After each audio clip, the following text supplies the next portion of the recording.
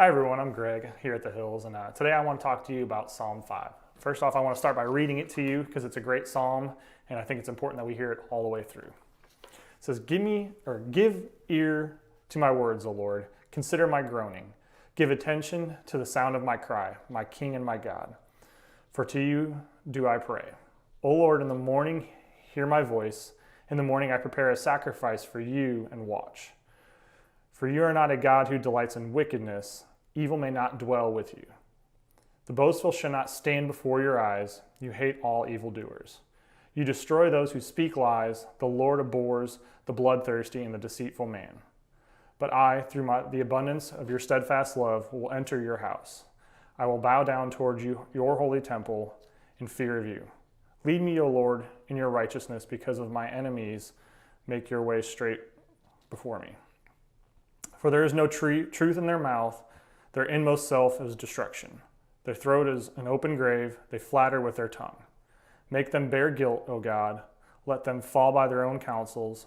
Because of the abundance of their transgressions, cast them out, for they have rebelled against you. But I let all who take refuge in you rejoice.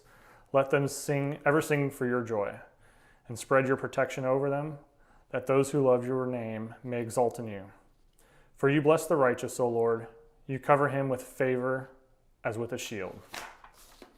So about a month ago, I was actually listening to that psalm, and it finally struck me what David was really talking about here. I initially had the thought that we need to remove ourselves from God's equation.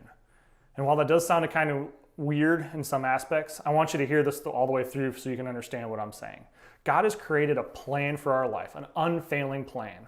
And the only when we let ourselves try to take control does that plan start to crumble. And believe me, David knew that better than anyone else from a firsthand perspective. A great example of someone that knew how to execute that plan is Larry Bird. Recently, I was reading an article about how he was one of the most ruthless trash talkers in the NBA. And this is according to Hall of Famers.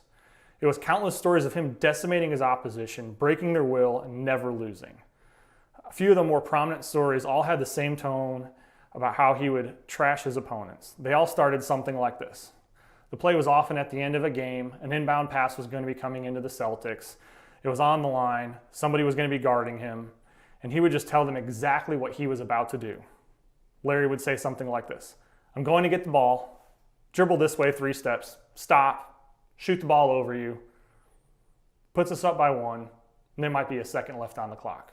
That's how we're going to win. The amazing part about this is every defender had the same memory of what happened next, and they would often sound like this. Larry got the ball. Larry dribbled right to where he said he was going to be.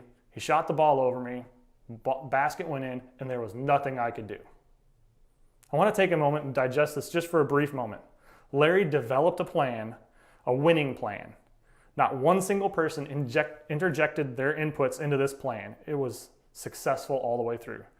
Not even the most elite athletes could stop him when he was executing his plan. As I think about how Larry ran his basketball career, I think back to the last 2 verses in Psalm 5.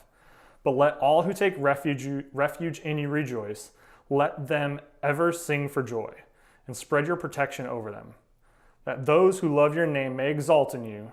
For you bless the righteous, O Lord. You cover him with favor as with a shield. Just as Larry was fully submitted to his plan, when we fully submit ourselves to God and remove our worldly selves from his equation, he wins every time. Satan wants us to stumble because when we do this, that's when he wins.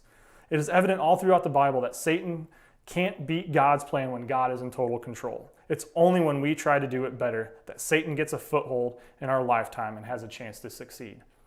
Think about it. When Larry was on the court, no other player on the team thought, hey, I can do it better. No other person thought that, hey, Larry, your plan's not right. Maybe let's change it up this way. Everyone knew Larry was in control. Everyone let Larry run his plan. Every time, the Celtics won. I also want to be clear that God's way of winning is not always aligned with our way of winning. And it is often just a justification that we use to insert ourselves into God's equation. In verse 12, it very clearly states, cover him with favor as with a shield. It doesn't say give him long life, give him riches, give him supreme power, give him celebrity status. It just says, in plain terms, favor. Favor can be things like the roof over our heads, the food on our table, a stable job, friends that care about us, a car that gets us to work every day.